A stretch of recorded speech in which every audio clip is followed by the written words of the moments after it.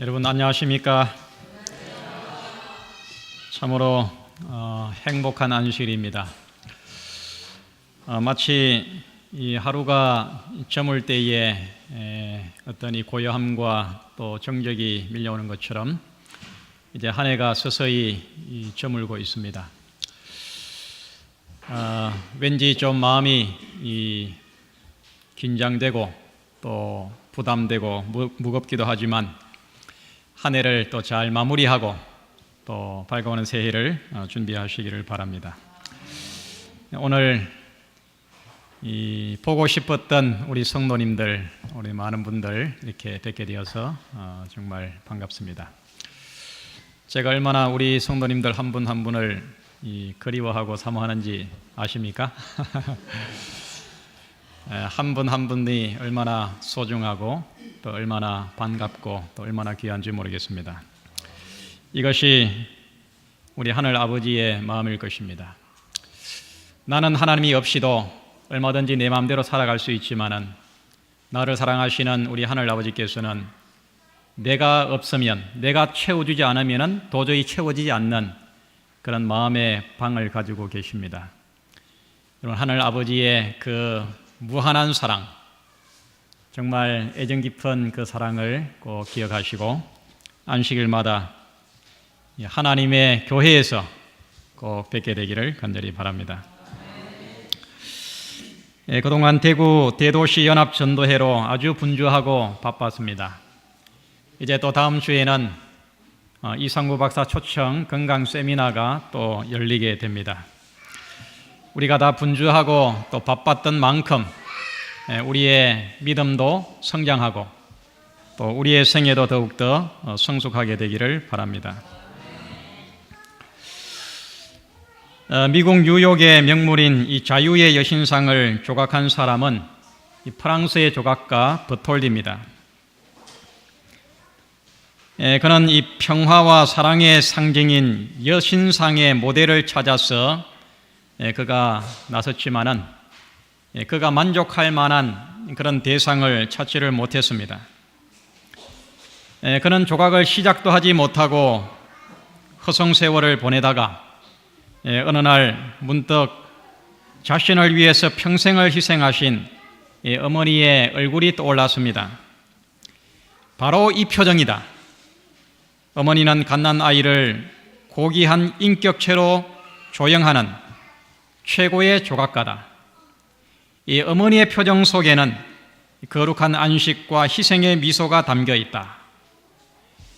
이것을 깨닫고 이 바톨디가 그의 어머니를 모델로 해가지고 조각을 한 것이 바로 이 자유의 여신상입니다. 어머니의 사랑은 영원합니다. 아무리 펀해도 마르지 않는 사랑의 샘입니다. 어머니의 사랑은 지우개입니다. 어떤 고통과 슬픔도 어머니의 품속에서는 깨끗하게 지워집니다. 어머니의 회초리는 자녀의 종아리를 때리면서도 속으로는 눈물을 흘립니다. 어머니는 반딧불 같은 희망만 있어도 참고 기다리는 인내자이십니다. 자식을 낳아 가진 고생과 헌신을 다하면서 훌륭한 인격체로 빚어가는 어버이의 그 숭고한 사랑과 또 자녀를 향한 진지한 소원은 우리가 아무리 애를 써도 다 이해할 수 없는 그런 청량할 수 없는 그런 사랑과 은혜입니다. 어버이의 사랑을 이 내리사랑이라고 말합니다. 자식이 어머니의 그 부모의 사랑과 은혜를 다 깨닫기란 도저히 불가능한 것입니다. 아무리 효성이 지극한 자식이라 하더라도 그 내리사랑, 부모의 그 내리사랑을 절반만 깨닫는다고 해도 참으로 훌륭한 자녀라고 할 수가 있습니다. 부모의 내리사랑이 이러할진데 만유를 지으신 하늘 아버지의 사랑은 여러분 어떨까요? 하늘에 하나님이 계시고 이 땅에 수없이 많은 민족과 인종과 또 부족들이 살고 있고 그 한 사람 한 사람을 개인적으로 하나님은 사랑하시고 또 개인적으로 돌보시고 깊은 관심과 애정을 보이시면서 그들을 살펴보고 계십니다. 이런 하나님의 그 마음은 어떨까요? 그 하나님의 사랑은 어떤 사랑일까요? 오늘 다 같이 하나님의 말씀 요한 3서 1장 1절로 4절을 보시겠습니다. 요한 3서 1장 1절로 4절입니다. 제가 먼저 읽겠습니다. 장로는 사랑하는 가이오 곧 나의 참으로 사랑하는 자에게 편지하노라.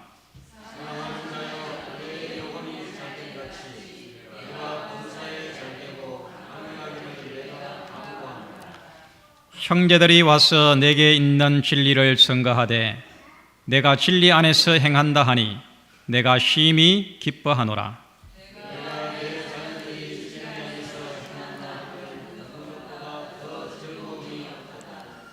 아멘. 오늘 읽은 이 말씀 속에 하나님의 사랑이 느껴지십니까? 이 사도 요한이 이 가이오에게 편지를 쓰면서 이 사랑하는 자여 이렇게 정말 애정 어린 음성으로 부르고 있습니다. 이 편지를 기록한 사도 요한이 어떤 사람입니까? 일명 그를 일컬어서 사랑의 사도라 그렇게 부릅니다. 그만큼 예수님의 사랑을 아주 가까이에서 또 가장 깊은 곳까지 체험했던 제자가 바로 사도 요한이었습니다. 이 요한이 젊어서 예수님의 부르심을 받아서 제자가 되고 지상 3년 반 동안 예수님의 가르침을 따라다니면서 그가 배웠고 예수님이 십자가에 죽으시고 부활하신 이후에는 그가 복음을 전하다가 네로 황제의 핍박을 받아가지고 가마솥에 들어갔지만은 그가 기적적으로 살아남아가지고 할 수 없어서 그를 그 지중해 연안에 이 반모라고 하는 섬에 그가 유배를 가게 됩니다. 거기에서 그가 이 성경의 마지막 책인 요한계시록을 기록하고 또 거기에서 석방이 돼가지고 그의 말년은 이 에베소 교회에서 그가 장로로 봉직하면서 성도를 돌봅니다. 이 요한 3서를 기록할 때에 요한의 나이는 적어도 90세가 넘었습니다. 머리가 허옇게 된 이 할아버지가 인생의 산전수전 다 겪은 인생의 백전노장, 신앙과 전도의 경험에 있어서 숱한 그런 경험을 다 겪은 이 할아버지가 이 마음에서 우러나오는 그 애정 어린 마음으로 이 편지를 지금 기록하고 있는 것입니다. 사랑하는 자여. 사랑하는 성도 여러분, 오늘 이 시간에 이 편지의 말씀을 통해서 하늘 아버지의 사랑을 가슴으로 느껴보시기를 바랍니다. 우리 각자를 향하신 하늘 아버지의 소원이 무엇인지를 깨닫게 되기를 바랍니다. 우리 각자 한 사람 한 사람을 향하신 하늘 아버지의 기대와 소원이 무엇인지를 이해하시고 그 소원대로 우리의 생애가 그렇게 꼴지어지게 되기를 간절히 바랍니다. 하늘 아버지의 소원, 오늘 본문을 통해서 그것이 무엇인가? 첫 번째는 뭐라 그랬습니까? 내 영혼이 잘 되기를 바란다 그렇게 말합니다. 사랑하는 자여 내 영혼이 잘됨 같이 그렇게 말합니다. 우리를 향하신 하나님의 하늘 아버지의 첫 번째 소원은 우리의 영혼이 잘 되는 것입니다. 여러분, 여기 영혼이 잘 된다는 말이 무슨 뜻입니까? 영혼이 무엇입니까? 영혼이 우리 몸의 어느 부분입니까? 우리는 성경을 읽으면서 이 용어를 잘 이해를 해야 됩니다.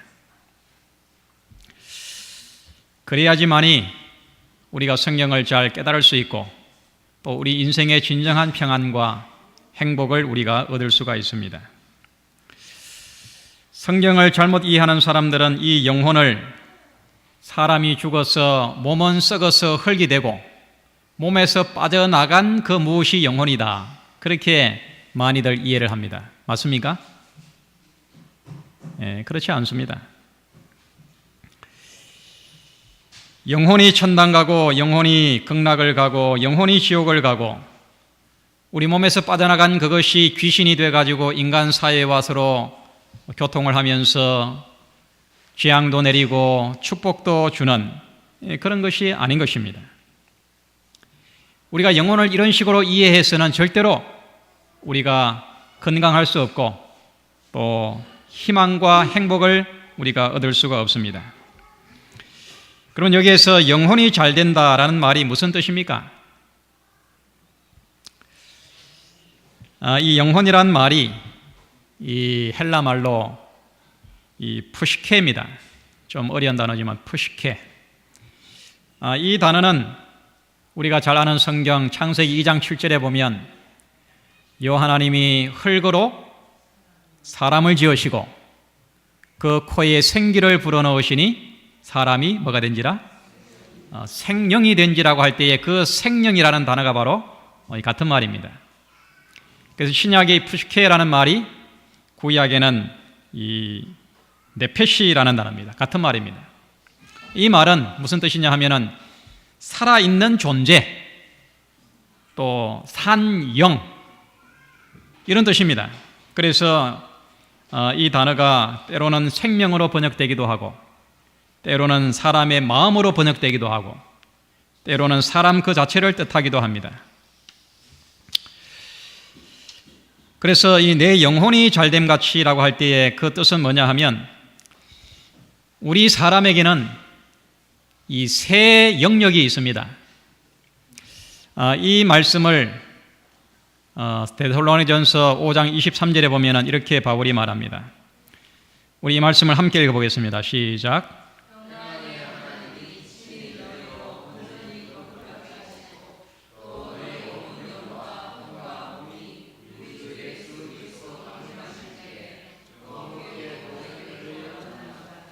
여기에 우리가 예수님 재림하실 때에 정말 흠이 없는 그런 인격과 성품을 이루기를 바라면서 바울이 권면하기를 너희의 온 영과 혼과 몸이, 그렇게 말합니다.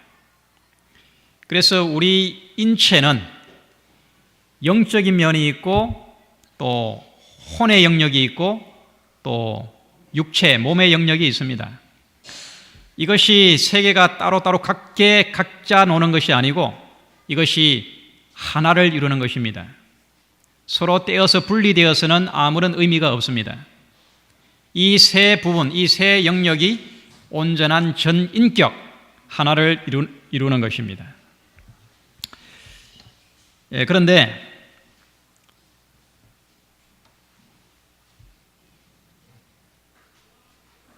그래서 이 셋을 이 전인격적인 하나로 그렇게 구분해서 말을 하지만 쉽게 성경에서는 또 사람들은 이 세 부분을 그냥 영혼과 몸으로 구분해 가지고 그렇게 표현을 합니다. 영혼과 몸.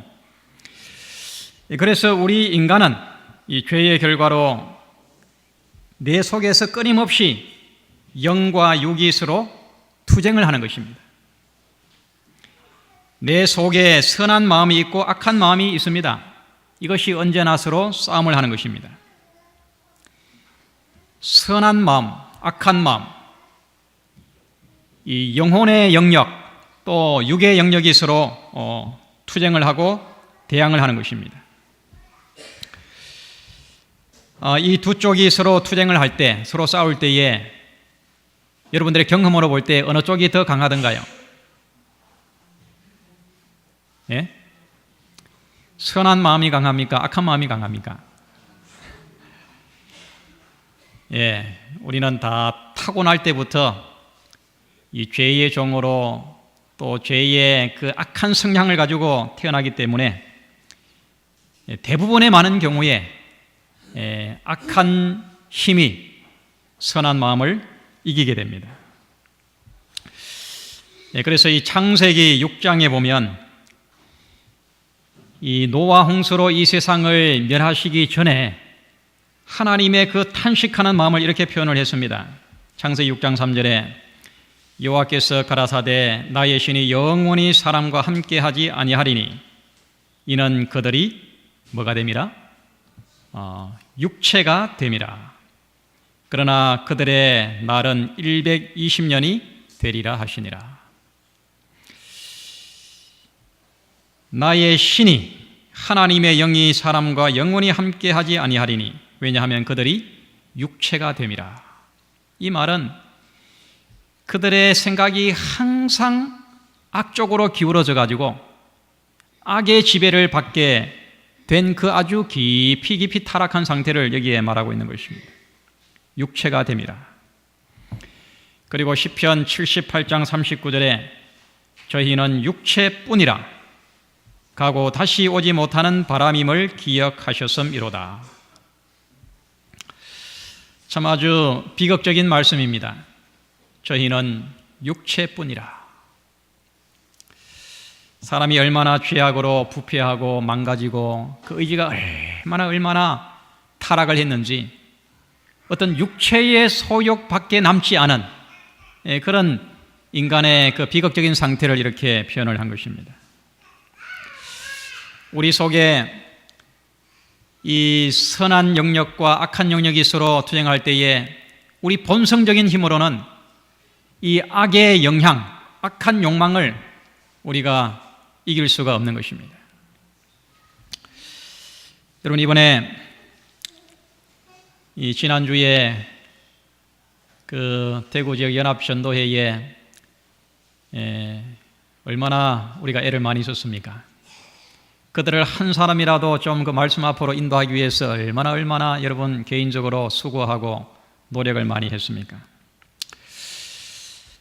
저도 많은 분들에게 또 친구들에게 제가 아는 분들에게 전화하고 문자 보내고 또 이렇게 접대하고 뭐 이렇게 했는데 결국 한 친구가 그것도 그냥 내키지 않아도 그냥 이렇게 참여해 줬어요. 하루 저녁, 그것도 하루 저녁. 여러 사람들을 만나서 이렇게 권면하고 대화하고 이렇게 하면서 사람들의 마음이 얼마나 정말 이 여유 없이 살아가는지, 뭔가에 얽매여 가지고 그냥 쫓기다시피 허겁지겁 살아가고 있는 그 이 현대인들의 모습을 좀 더 깊이 보게 됐습니다. 하는 말이 뭐냐 하면 내가 이렇게 살아서는 안 되는데 그래요. 이게 아닌데 그러면서도 그냥 어쩔 수 없이 그렇게 살아가는 것입니다. 우리 속에 어떤 이 육의 소욕, 육체의 어떤 성향, 이것이 얼마나 강한지 모릅니다. 내 마음은 그렇지 않다 하더라도 이렇게 해서는 안 된다고 말하지만은 그것을 단호하게 이렇게 저항할 수 있는 그런 힘이 도무지 없는 것입니다. 여러분이 선한 마음이 악한 마음을 이기려면 우리 인간의 타고난 본성으로는 도무지 불가능한 것입니다. 인간의 의지나 인간의 지식으로는 안 되는 것입니다. 어떻게 해야 될까요? 우리 속에 새로운 영이 들어와야 되는 것입니다. 새로운 어떤 초자연적인 힘이 우리 속에 들어와야 됩니다. 그래서 이 갈라디아서 5장 16절로 17절에 이렇게 말합니다. 내가 이르노니 너희는 성령을 좇아 행하라. 그리하면 육체의 욕심을 이루지 아니하리라. 육체의 소욕은 성령을 거스리고 성령의 소욕은 육체를 거스리나니 이 둘이 서로 대적하므로 너희의 원하는 것을 하지 못하게 하려 함이니라. 육체의 소욕과 성령의 소용이 끊임없이 투쟁을 하는데, 우리 속에 성령의 영이 들어오게 되면, 성령의 영이 우리 속에 들어오게 되면 이 육체의 소욕을 우리가 거스려서 그것을 이길 수 있게 된다, 그렇게 말씀하십니다. 로마서 8장 13절 우리 함께 읽어보겠습니다. 시작.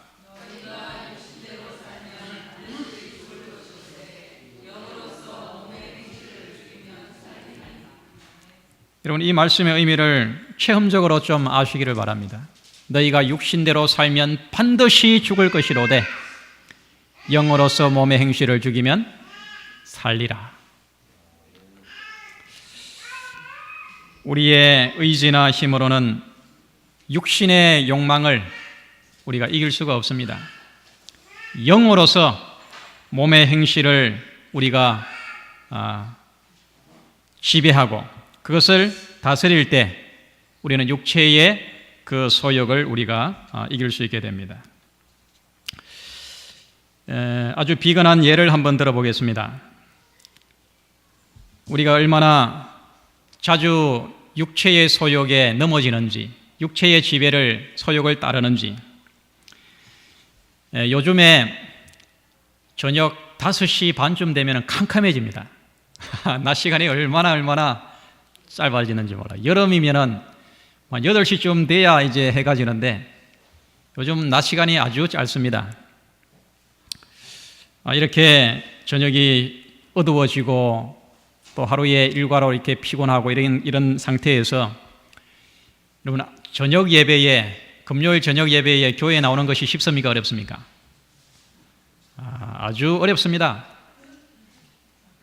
그죠? 아주 어려워요. 예, 그냥 떳떳한데 그냥 이렇게 이불 속에 쉬고 싶습니다. 예, 그렇지만은 우리의 마음속에는 하나님의 예배에 참석하고 말씀을 들어야 된다, 그런 어떤 이 마음에 또 선한 마음이 있습니다. 여러분, 우리가 이런 어떤 이 양쪽 마음이 서로 왔다 갔다 할 때 하나님의 성령의 은혜와 도우심과 또 능력으로 어떤 육체의 욕망, 세속적인 욕망, 이것을 단호하게 이길 수 있는 그런 우리가 은혜와 힘을 받아야 됩니다. 여러분, 말씀 앞에 나오는 것은 이 그리스도인의 삶에 있어서 대단히 중요합니다. 여러분, 일주일에 하루 그냥 이 시간에 나와가지고 이렇게 말씀 듣는 거로는 성공적인 그리스도인의 삶을 우리가 살 수 없습니다. 우리가 이제 화요일 저녁에 예배를 드리지 않기 때문에, 낮에 건강학교를 하기 때문에 저녁에 공식적인 예배가 없는데, 거기에서 또 이제 금요일 저녁마저도 우리가 하나님 예배하지 않고 말씀 앞에 나오지 않으면 우리의 신앙이 건강하게 성장할 수가 없어요. 이거는 틀림없는 사실입니다. 여러분, 아무리 우리의 그 육체의 소욕이 우리를 끌어당긴다 하더라도 성령의 내재하심과 성령의 새롭게 하시는 은혜와 능력을 통해서 육체의 그 연약한 그 편함과 또 안락을 여러분 뿌리치시고 하나님의 인도를 따라서 하나님을 예배하고 믿음으로 그렇게 살게 되기를 바랍니다. 이것이 곧 진리 안에서 행하는 것입니다. 요한 3서 우리가 읽은 본문의 3절과 4절에 형제들이 와서 내게 있는 진리를 증거하되 내가 진리 안에서 행한다 하니 내가 심히 기뻐하노라. 내가 내 자녀들이 진리 안에서 행한다 함을 듣는 것보다 더 즐거움이 없도다. 지금 이제 할아버지가 되어서 머리가 허연 이 요한 할아버지가 이 가이오에게 이렇게 편지를 하는 것입니다. 네가 진리 안에서 행한다 하니, 내 자녀들이 진리 안에서 행한다 하는 말을 듣는 것보다 더 즐거움이 없도다. 여러분, 성령의 소욕을 따라서 산다는 말은 그 진리를 따라서 행한다는 말입니다. 진리의 이끄심을 따라서 아무리 힘들어도, 그것이 아무리 귀찮아도, 그것이 아무리 손해가 된다 하더라도 그대로 우리가 순종하며 즐겨 따르는 것이 곧 진리를 안에서 사는 것입니다. 오늘 우리가 교과 시간에 공부한 것처럼 영혼이 없는 믿음이, 영혼이 없는 몸이 죽은 것과 같이 행함이 없는 믿음이 곧 죽은 믿음이라 그랬습니다. 디모데전서 2장 4절에 하나님은 모든 사람이 구원을 받으며 진리를 아는데 이르기를 원하시느니라. 우리 하나님의 소원입니다. 우리 하늘 아버지의 갈망이에요. 모든 사람이 구원을 받으며 진리를 아는데 이르기를 원하시느니라. 우리 하늘 아버지의 소원은 영혼이 잘 되는 것입니다. 우리의 심령 속에 하나님의 성령이 언제나 살아계시고 그 성령의 이끄심을 따라서 우리가 언제나 진리대로 행하는 것입니다. 진리 안에서 순종하는 것입니다. 진리를 우리의 삶의 기준으로 삼고 그 길로 가는 것입니다. 산상보훈의 마태복음 6장 25절로 34절의 이 말씀을 이 메시지 성경이라는 책에서 이렇게 번역을 했습니다. 인생에는 너의 배를 키워줄 양식보다 더 중요한 것이 있고 자신을 갖추기 위해서는 몸에 걸치는 옷보다 더 중요한 것이 있다. 지금 하나님께서 하시는 일에 너의 모든 관심을 집중하고 내일 일어날지 아닐지도 모르는 것에 촉각을 곤두세우지 말라. 아무리 고약한 일을 당해도 때가 되면 하나님께서 너를 도울 것이다. 우리는 영적인 영역이 강한 힘을 발휘할 수 있도록 우리의 마음을 언제나 성령께 드려야 됩니다. 우리 속에 육체적인 소욕과 갈망과 육체적인 욕망이 힘을 쓰지 못하도록 언제나 영적으로 우리가 살아야 되는 것입니다. 우리 각자를 향하신 하늘 아버지의 첫 번째 소원은 영혼이 잘 되는 것임을 꼭 기억하시기 바랍니다. 우리의 마음을 활짝 열고 우리 마음에 성령을 모시고 항상 성령의 지도를 받으며 성령의 능력으로 죄의 소욕을 이기고 날마다 진리 안에서 자유롭게 담대하게 행하시기를 바랍니다. 이런 멋있고 이런 참으로 아름다운 그런 믿음의 생애가 되기를 간절히 바랍니다. 이 하늘 아버지의 소원 두 번째는 뭡니까? 범사에 잘 되기를 바란다. 그렇게 말합니다. 사랑하는 자여, 내 영혼이 잘됨 같이 내가 범사에 잘 되고. 사람을 사랑하시는 하늘 아버지께서는 영적인 일에만 관심을 쏟으시는 분이 아닙니다. 세상적인 일에도 지대한 관심을 가지고 계십니다.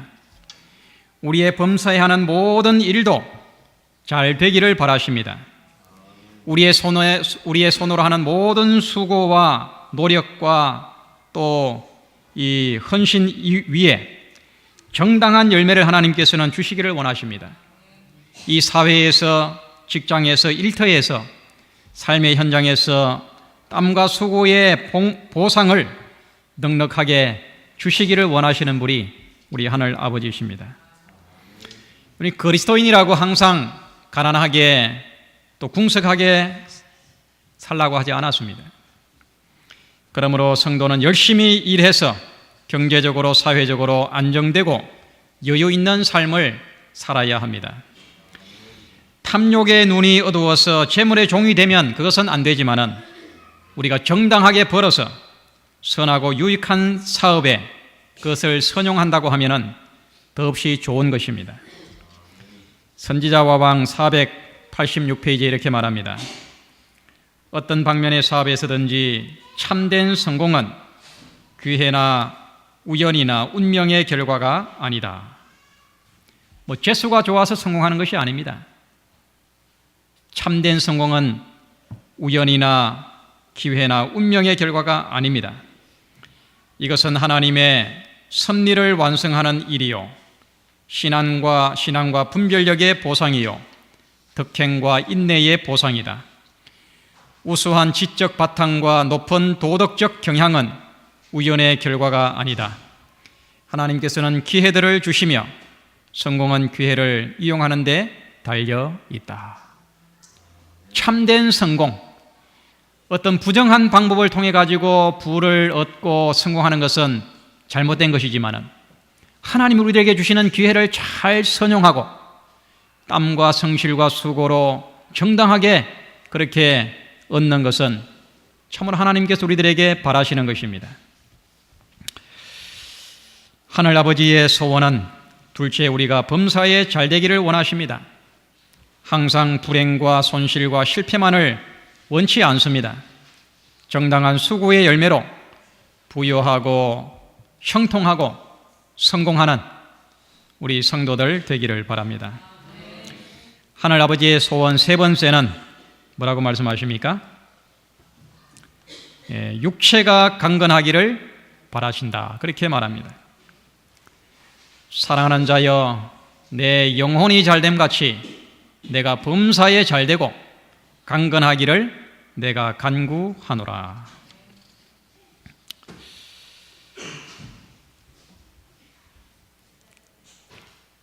우리 하늘 아버지의 소원이 분명합니까? 건강하기를 우리 하늘 아버지께서 원하십니다. 건강해야 됩니다. 오늘 나눠드린 주보의 묵상 노트에 보면 이 잔병 치레를 자주 하는 아기를 키우는 어느 엄마의 글이 거기에 있습니다. 엄마가 되고 나니 왜 그렇게 눈물이 많아지는지 이제야 조금은 부모님의 마음을 헤아릴 수 있을 것 같습니다. 요즘 아이가 자주 아픕니다. 이틀째 계속 열이 나고 기침을 하면서 토하고 콧물도 계속 흘러나와서 코밑이 헐었습니다. 여기에다 아이를 키워본 우리 부모님들은 이 심정을 여러분 이해하시죠? 그런 아기를 보고 있노라면 차라리 내가 아팠으면 좋겠다는 생각이 듭니다. 아파서 끙끙거리는 아기를 돌보느라 밤새 잠을 설치고 아침이면 피로를 느낄 겨를도 없이 우리 아기 숨 잘 쉬도록 코가 뚫리는 방법을 찾아봅니다. 그러면서 우리를 사랑하시는 하나님 마음도 이렇겠지라고 생각해 봅니다. 아이를 낳고 키우면서 하나님의 마음을 더 많이 알아가는 내 자신을 보면서 주님께 감사하는 오늘입니다. 아이가 감기에 걸려서 기침을 하고 콧물이 나고 잠을 못 자고 열이 나고 그리 할 때 어느 부모들 저 아이의 고통을 내가 대신 아파주고 싶은 마음이 없는 부모가 어디 있겠습니까? 바꿀 수만 있다면 내가 대신 아파주고 싶은 것이 바로 부모의 마음입니다. 여러분, 이 건강의 중요성은 두말할 필요가 없습니다. 두말하면 잔소리입니다. 여러분, 그럼에도 불구하고 왜 건강하지 않을까요? 왜 이렇게 의학이 발달하고 사람의 지식이 증가했는데 병은 점점 더 늘어나고 환자는 점점 더 많아질까요? 여러분, 무엇이 문제입니까? 왜 그렇습니까? 건강해야 된다는 걸 알면서도 왜 건강하지 않습니까? 이런 뭔가 현대의학에 문제가 있는 것은 아닙니까? 인간에 대한 근본적인 이해에 문제가 있는 것이 아닙니까? 이 질병에 대한 개념에 뭔가 문제가 있는 것이 아닙니까? 뭔가 근본적인 것을 빠뜨리고 마치 산에서 고기를 잡으려는 듯한 어떤 그런 어리석음 때문에, 그런 무지 때문에 이렇게 건강에 문제가 많은 것은 아닙니까? 병의 원인은 해결하지 않고 그 증상만 없애려는 헛수고 때문만은 아닙니까? 여러분, 최고의 건강의 교과서는 바로 이 성경입니다. 최고의 완벽한 의학 서적은 바로 이 성경입니다. 최고의 건강의 비결은 영성입니다. 영성을 길러야 건강을 회복할 수가 있습니다. 최고의 약은 영성입니다. 심리의학자들이 어떻게 하면 우리 인간의 면역력을 강화시킬까? 병을 이기는 이 치료의 이 면역력을 강화시킬까? 그들의 결론은 이것입니다. 면역력을 높이려면 영성을 강화해야 된다. 영성을 높이는 방법들이 다양하게 있지만은 영성을 강화하는 최고의 근본적인 이 방법은 바로 이 성경의 원리를 따라서 믿음으로 사는 것, 이것이 면역력을 키우는 가장 최고의 방법이다. 그리할 때에 우리 마음에 평안이 찾아오게 되고 우리 몸이 평안할 때 우리 인체의 모든 기능이 가장 최상의 기능을 하고 그 결과로 면역력이 극도로 아주 최상에 이르게 된다는 것입니다. 여러분, 이 원리를 여러분 잘 아시죠? 최고의 건강 교과서는 바로 이 성경임을 여러분 꼭 기억하시고 이 성경의 원리대로 건강을 회복하시고 건강을 유지하시기를 바랍니다. 이 원리가 뭐예요? 성경이 우리들에게 가르쳐주는 최고의 건강의 원리가 뭡니까? 바로 이 뉴 스타트입니다. 뉴 스타트. 이제 우리가 다음 주에 우리 이상구 박사님을 모시고 이 뉴 스타트 건강 세미나를 하는데 우리가 여러 번 들어서 다 압니다. 또 세상 사람들도 다 알아요. 근데 왜 안 되는가? 영성을 길러야 됩니다. 영성. 믿음을 길러야 됩니다. 하나님을 신뢰하고 하나님을 의지하는 그 원리와 법도를 우리가 배워서 영성의 이것임을 따라서 우리가 살 때에 우리의 온전한 건강을 우리가 회복할 수가 있습니다. 이 구두 가게를 경영하는 사람이 재미있는 실험을 했습니다. 이 동일한 가죽으로 두 종류의 구두를 만들었습니다. 디자인은 조금 달랐지만은 그 모든 공정과 제품의 질은 똑같았습니다. 주인은 이 한 켤레에다는 10만 원의 그 가격표를 붙이고 또 다른 곳에는 이 5만 원의 가격표를 붙였습니다. 그리고는 이제 이 신발 진열대에다가 이 신발을 진열을 해놨습니다. 그리고는 반응을 봤습니다.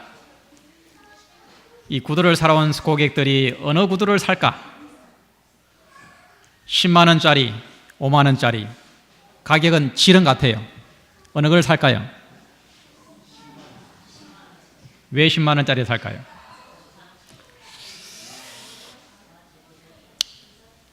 사람들은 그 질은 잘 살펴보지 않고 무턱대고 그냥 가격표만 보고 10만 원짜리를 선택을 하는 것입니다. 그들의 마음속에 이런 생각이 있는 것입니다. 값이 싼 것은 뭔가 좀 문제가 있다. 값이 비싼 것은 뭔가 좀 다르다. 비싼 것은 그만한 가격 가치가 있다. 그래서 무턱대고 비싼 것을 선택을 하는 것입니다. 오늘날 현대인들이 예수님을 잘 믿지 않는 이유가 바로 여기에 있습니다. 사람들은 기독교의 구원이 너무나도 이 값싼 것으로 생각을 합니다. 이 싸구려로 생각합니다. 그냥 예수를 믿으면 구원을 얻는다고 하니까 그 구원을 너무나도 값없이 가치 없는 것으로 생각을 하는 것입니다. 여러분, 이 구원이 값이 싸서 그냥 우리들에게 선물로 주는 겁니까? 공짜로 주는 겁니까? 이것을 도저히 돈으로 환산할 수 없고 돈으로 살 수 없이 고귀하고 가치 있는 것이기 때문에 우리들에게 믿는 자에게 거저 선물로 주시는 것입니다. 인간의 그 무엇을 다 바꾼다 하더라도 이것을 돈으로 살 수 없을 만큼 값지고 귀한 것이기 때문에 우리들에게 값없이 선물로 주시는 것입니다. 보니까 이 뉴스타트도 똑같은 것 같아요. 뭐 좋은 음식 먹어라, 운동해라, 물 먹어라, 햇볕 쬐어주라 이래 하니까 뭐 그거에서 낫겠느냐. 에? 제가 이번에 한 환자를 만나면서 상담을 하는데 아주 암이 많이 진행이 돼가지고 한 달에 500만 원을 병원비로 내야 된대. 뭐 이 해도 안 되고 저거 안 되니까 최신 어떤 방법을 이제 지금 적용을 해가지고 하는데 한 달에 500만 원이 들어간대요. 뭐 그만큼 돈을 줘야지만이 뭔가 효력이 있는 것으로 사람들은 생각을 합니다. 우리 뉴스타트는 하나님께서 이것이 뭐 이렇게 가치가 없어서 우리들에게 그냥 주시는 것이 아니고 이것이 너무나도 비싸고 너무나도 귀하고 소중하기 때문에 누구나가 다 공짜로 이용할 수 있도록 우리들에게 제공해 놓으신 것입니다. 여러분, 뉴스타트는 돈으로는 우리가 돈의 가치로는 환산할 수 없지만은 이것을 우리가 잘 적용할 때에 어떤 치료의 효능보다 탁월한 정말 부작용이 없는 완전한 그러한 치료를 우리들에게 선물로 안겨주는 것입니다. 사랑하는 성도 여러분, 죄와 질병으로 고통당하는 우리 주변에 그 형제들의 신음소리가 들리지 않습니까? 인생의 막다른 골목에서 지금도 병상에 누워서 절망하는 우리 이웃의 그 형제들의 그 탄식 소리가 내 귀에 들려오지 않습니까? 여러분, 그들을 살려야 하지 않겠습니까? 그들을 우리가 도와줘야 하지 않겠습니까? 지금도 하늘 아버지께서는 저들의 그 이름을 각자 부르시면서 그들을 죄와 질병의 고통에서 건져내기를 지금도 바라고 계십니다. 여러분, 그들을 참 생명의 길로 인도하시기를 바랍니다. 하늘의 생명파가 쏟아지는 뉴스타트의 그 말씀 앞으로 그들을 데려오시기를 바랍니다. 나를 구원한 그 진리와 십자가의 복음의 잔치로 그들을 초청하시기를 바랍니다. 얼마나 정말 좋은 기회입니까? 이번 이 남아있는 이 건강 세미나를 통해서 다시 한번 우리가 영적으로 살고 질병과 고통으로 죽어가는 그들을 살리는 그런 참으로 귀한 복음의 잔치가 되기를 간절히 바랍니다.